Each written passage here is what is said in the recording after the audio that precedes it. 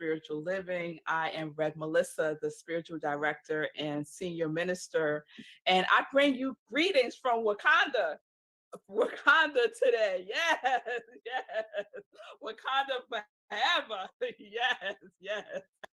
We went to see the movie on Friday, my husband and my girls. And if you haven't seen it yet, right after service today, if you're looking for something to do, I highly recommend go seeing Wakanda Forever. It is amazing. And the whole time that I was sitting in the theater, I kept thinking about this sermon because our topic today is roots and wings. And Wakanda, that movie, is grounded in that principle of roots and wings. So before I get too ahead of myself, let me just remind us of where we're coming from. So we're in November. We're in a new theme. Our theme for November is Ready Home. And I am home. I feel that I am home within myself, and I feel that I am home with each and every one of you. And so we started our journey in home last week with the topic, there's no place like home, right? And that immediately triggers what the Wizard of Oz, the Wiz, and we were in that vibration last week as I shared my version of the parables of the prodigal son. And just to recap that real quick, the prodigal son, that story, that parable that we find in the Bible, and we know that Jesus taught through parables. And so the two sons represent two sides of our nature, right? The directions that the force of our minds can go into. And so the elder son represents the status quo, and the younger son represents the journey to spiritual maturity, right? And we talked about what happened with the younger son and his riotous living that he was doing and how he journeyed back home and was welcomed with open arms by the father. And so I asked you all if you would consider to think about which son you are right now in your life. Do you identify with the elder son or with the younger son? Are you in a place in your life where you're just in the status quo? Are you in the riotous living? Or are you in the journey back home to yourself, back home to the Mother, Father, God, the source of all life that never leaves us, that never leaves us? So we know that there's no place like home. There's no place like home.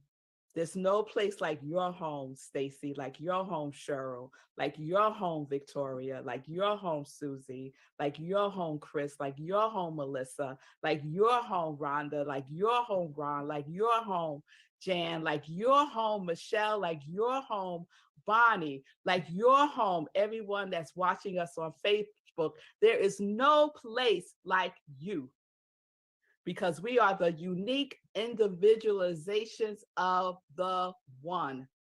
So there's no place like home. It's no place like home. And so that moves us in a way to, if there's no place like home, what are we doing with it, right? You think about your physical homes, right? Do you walk in and it's just blank? There's nothing there, no furniture, no decorations, no nothing. There's something in your home, right? You co-create a space in your home that feels inviting to you, right? A space within your home that feels like a deep breath. Yes. So when we think about roots and wings, I want to take us on a journey using a scene from the first Black Panther movie. So I don't know if everyone's seen the first Black Panther movie. Okay, y'all. If y'all have not seen the first Black Panther movie, they are showing double features of Black Panther, and Wakanda Forever. Now, that's a long time to be in the movie theaters. That would take you about 6 hours. So bring snacks and maybe a blanket, but you need to see it, okay? You need to see both of those movies. So even if you haven't seen it, I think you can imagine this scene. So this is somewhere maybe mid-movie. And no, more towards the beginning of the movie, actually. And T'Challa, who is played by Chadwick Boseman, is the prince, and his father has died. And whenever a new king is going to be crowned, there's an opportunity for someone to challenge that throne. And so there's 5 kingdoms in Wakanda. And so the chiefs of all those kingdoms have the opportunity to challenge T'Challa for the throne. So the day comes, T'Challa's there. He gets stripped of his Black Panther powers, right? That's part of the ritual. So he's just a mortal man, right? And the chiefs of the other nations are invited to challenge. And each one says, I will not challenge today, right? And everyone's feeling good. Woo, yes, no challenge, right? And then here comes M'Baku. M'Baku ain't playing. So his kingdom is up in the mountains, and they believe in tradition. And they have been very upset with what's been going on in Wakanda with all the technology and all of the things. So they live a very traditional life, and they resonate with the power of the gorilla.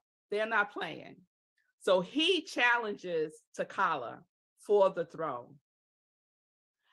So imagine this huge mountainside, cliffs of people standing, just crowded, looking at this challenge taking place. T'Challa and M'Baku, why could you call him M'Baku? M'Baku are fighting. They are going at it. And M'Baku is getting the upper hand. In other words, he is beating up T'Challa. He is beating him up. And at some point, it got so bad that you could see the worry on the queen's face. And the queen is played by Angela Bassett. And at the point that it looks like T'Challa might lose, Angela Bassett, the mother, the queen, Ramonda, says to her son, the prince, tell him who you are. Tell him who you are. And right in that moment, it's as if T'Challa gets superhuman strength and he starts fighting again. And it looks like he's going to win. But then in a split second, M'Baku's spear jabs him right here. And in that moment, T'Challa tells M'Baku who he is. He's in excruciating pain. But in that moment, he tells him, I am Prince T'Challa. I am the son of Chief T'Challa. And everything turns around and he whoops M'Baku's behind. But he has mercy. He doesn't kill him. M'Baku yields, and Prince T'Challa becomes King T'Challa. But everything that turned it around for him was T'Challa remembering his roots, what he is rooted in, who he is.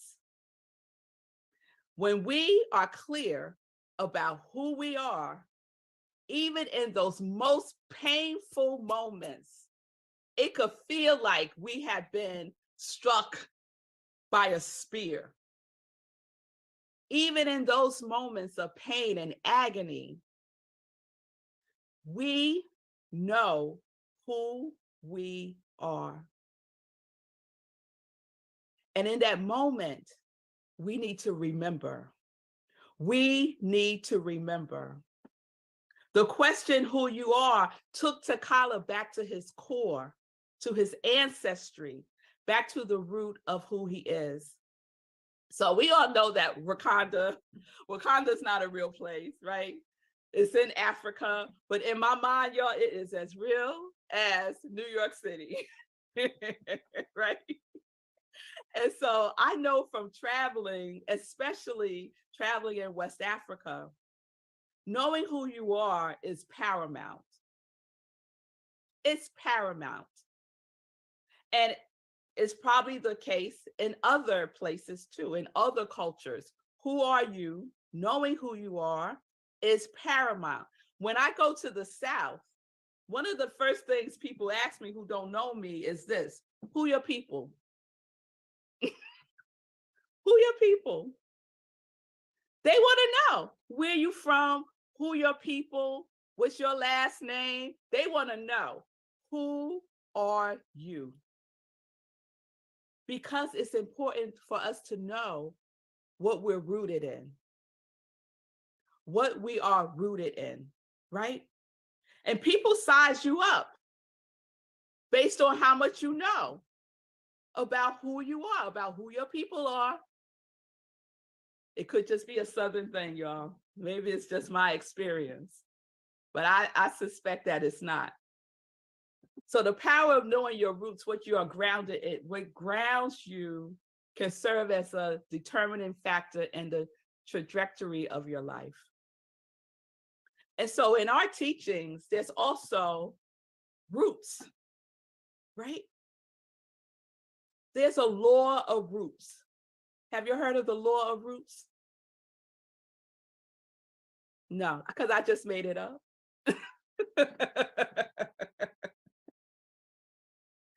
But Ernest Holmes writes about it in our Science of Mind text. This is what he says, and it's throughout the text, this thread of roots, of being rooted, of knowing what you are rooted in. This is what he writes. You see, each is rooted in the one creative soil, and each is individualizing out of this creative soil that which is unique. He says, man's life, woman's life, our life is rooted in the universal and the eternal, which life is none other than the life of God. All forms are rooted in one common creative mind, and the Spirit of God is the spirit of each one of us. So who are you? Who are you? Who are you? What are you rooted in? I am an individualized and unique expression of the life of God. Who are you? What are you rooted in? I'm rooted in the creative soil that is universal and eternal. And when I know that, I know that I could do all things.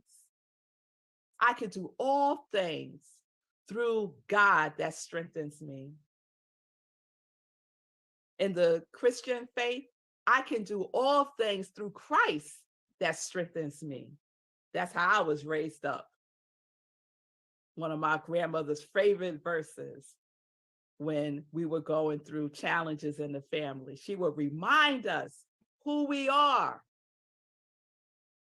and remind us that we can do all things through Christ that strengthens us, through the divine source that strengthens us. Just drop in whatever name you want that strengthens you, right? And we know in our teachings, another way that we will put that verse is, We know that God can only do for us what God can do through us. Yes? So we could persevere through any situation when we are rooted in the knowingness, in the consciousness of this eternal truth of who we are, by activating the law of roots. Activating it. So one of our companion books this month is Tapping the Power Within by Iyanla Vanzant. And it's one of her early books, and it's one of my favorites of hers. And I wanted to share just a passage of what she writes in that book. When you know who you are from the inside out, when you do what you sense is right for you, regardless of what others are saying or doing, when your first point of reference is your own thought, and when your thoughts lead you to actions which serves others as well as make you feel good, you have encountered spirituality. So we all know through our teachings that we encounter spirituality through our thinking and through our feeling. And I like to think of thinking and feeling as our wings, right? We have two wings, we have two arms. Birds have two wings, right? Our thinking and our feeling wings, right? And so I believe that encountering spirituality is our return home to the truth of who we are by using these wings, by using our thinking and by using our feeling. Yes? So everything that we need, we have. Everything that we need to soar is encoded in us. It's part of our spiritual DNA. So when we return home to who we are, that place that there is no other place like, when we return home, the wings that were once bound, the wings that were once bound are now free. When we return home to the truth of who we are, when we take flight through our thinking and through our feeling, oh, we could soar. We could soar. I think I could fly all the way to Wakanda. Right? Oh, yes. Oh, yes.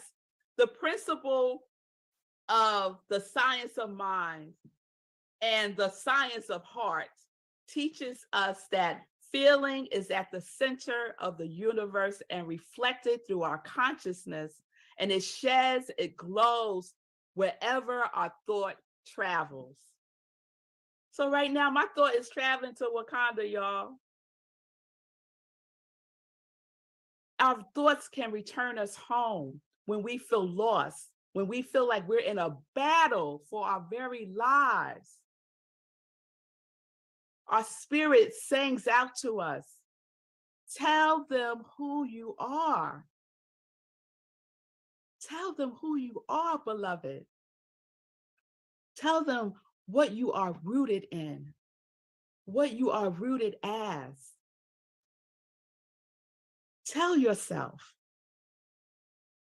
the next time you feel lost and far, far away from home.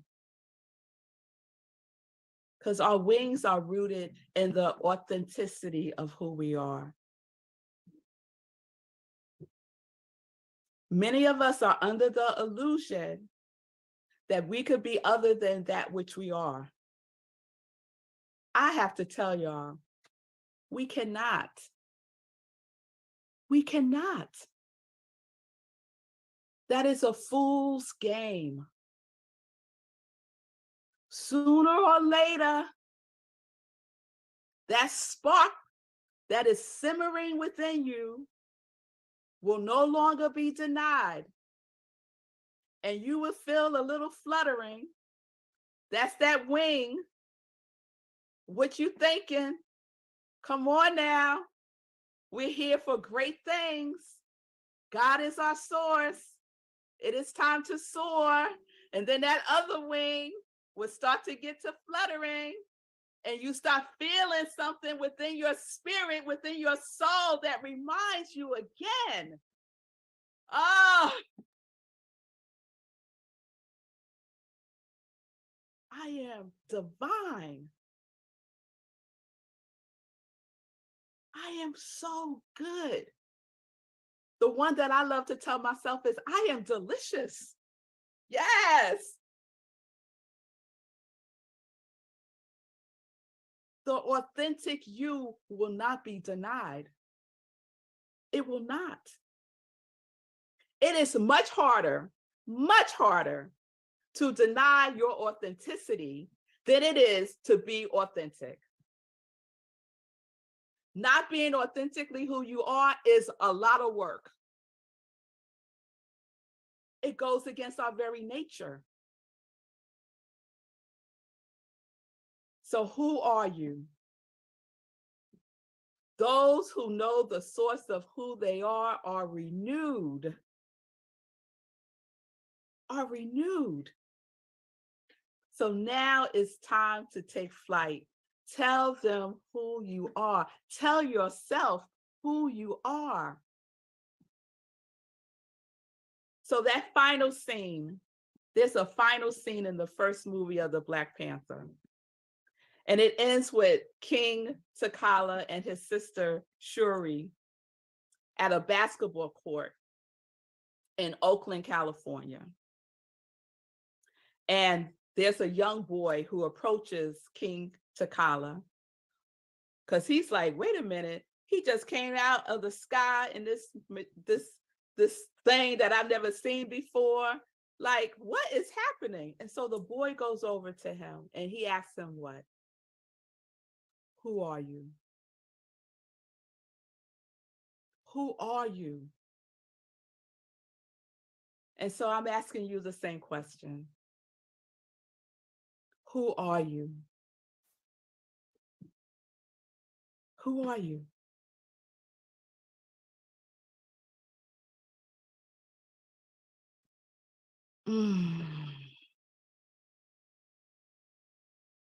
We are light. We are the creative soil. That is what we are rooted in. We are unique. We are glorious. We are the life of God. That is who we are.